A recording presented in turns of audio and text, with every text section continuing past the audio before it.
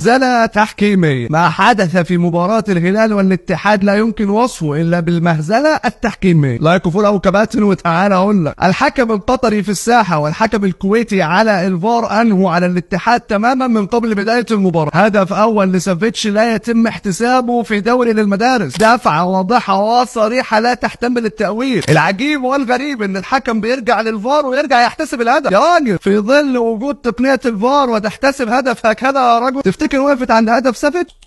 بطاقة صفراء أخرى على ميشائيل، أهم لعيبة الهلال واللاعب اللي عامل نقلة هجومية كبيرة للهلال وبيتوغل في دفاعات الاتحاد، لا يتم احتساب البطاقة الصفراء اللي كانت هتؤدي إلى البطاقة الحمراء وخروج ميشائيل من المباراة. الحكم بيتغاضى عن ركلة جزاء، مش هقول لك مش صحيحة، لا ركلة الجزاء صحيحة، ولكن اللاعب اللي تسبب فيها هو ميشائيل اللي المفروض مطرود. فنيا الهلال كان أفضل من الاتحاد في المباراة على جميع الأصعدة، ولكن المباراة خرقت من الاتحاد من قبل بدايتها عن طريق التحكيم. الحكم اخرج الاتحاد ولاعبي الاتحاد من المباراه بقراراته. اعطيني العداله واكسبني في الملعب. انما اللي حصل والمهزله اللي شفناها على المستوى التحكيمي في المباراه شيء يعني يدعو لألف تساؤل. قبل مباراه الهلال والاتحاد، النادي الوداد اصدر بيان بيتهم فيه التحكيم بمجامله الهلال، وتقريبا شفنا ان الوداد عنده حق النهارده. الاتحاد كان سيء ولكنه لم ياخذ قراراته التحكيميه العادله. هل البطوله موجهه للهلال؟ سؤال بيطرح نفسه.